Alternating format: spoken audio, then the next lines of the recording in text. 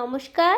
আজকে নিয়ে হাজির হয়েছি খুবই সামান্য উপকরণে বাঙালির সবসময়ের পছন্দের ইলিশ বাটি ভাপা রেসিপি।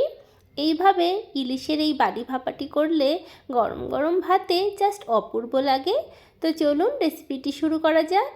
তো দেখুন বন্ধুরা, এখানে আমি ইলিশ মাছ নিয়ে নিয়েছি। ইলিশ মাছ ভালো করে কেটে ধুয়ে নিয়েছি। এখানে আমি আমার পরিমাণ অনুযায়ী 4 পিস মাছ নিয়েছি। এখানে আমি বাটির মধ্যে যেহেতু ভাপা করব, তার জন্য টিফিন বাটির মধ্যে মাছগুলো নিয়ে নিয়েছি।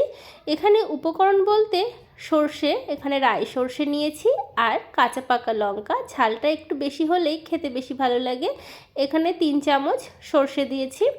জল দিয়ে দিচ্ছি, আর একটু নুন দিচ্ছি। নুন দিয়ে যদি আপনারা এই সর্ষেটা বাটেন তাহলে কিন্তু তেতো হবে না। অনেকেই সর্ষে বাটলে তেতো হয়, তো একটু নুন দেবেন, দেখবেন একটু তেতো হবে না। জল দিয়ে সুন্দর পেস্ট করে নিয়েছি সর্ষের।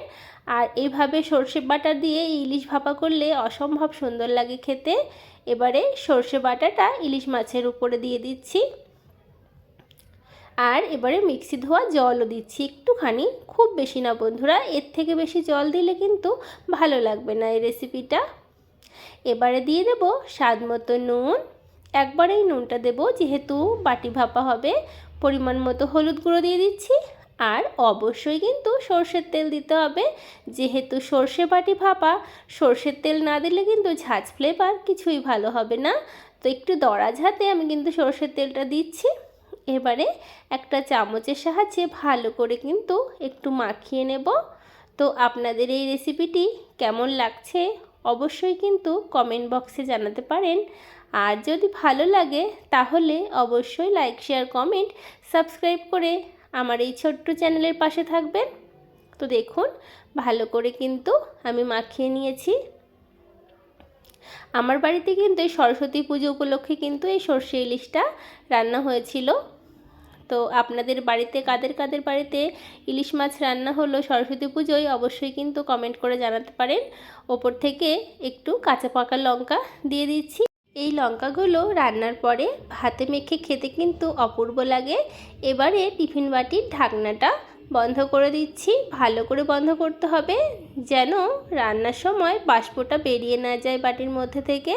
এবারে কড়াইতে একটু জল দিয়েছি, খুব বেশি জল দেওয়া যাবে না বন্ধুরা। বেশি জল দিলে কিন্তু বাটির মধ্যে জলটা ঢুকে যাবে আর মাছ রান্নাটা ভালো লাগবে না খেতে।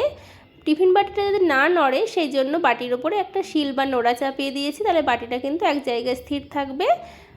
তো এরকম করে আমি 20 থেকে 30 মিনিট ধরে রান্নাটা করে নেব। আর জল যখন দেখবেন কড়াই থেকে শুকিয়ে গেছে তখন মাঝে মধ্যে জল দেবেন, কোনো অসুবিধা নেই। তো বন্ধুরা দেখুন 20-30 মিনিট পরে ফিরে এসেছি। রান্নাটা হয়ে গেছে, দেখুন কতটা লোভনীয় হয়েছে। গরম গরম ভাতে যদি এরকম সর্ষে ইলিশের বাটি ভাপা থাকে তাহলে তো খাওয়াটা পুরো জমেই যাবে। আর এরকম সর্ষে ইলিশ থাকলে আর কি চাই বলুন। তো আপনাদের কেমন লাগলো সেটা অবশ্যই কমেন্ট বক্সে জানাবেন। আপনাদের অসংখ্য ধন্যবাদ আমার এই সম্পূর্ণ ভিডিওটি দেখার জন্য। দেখা হবে অন্য ভিডিওতে। ধন্যবাদ।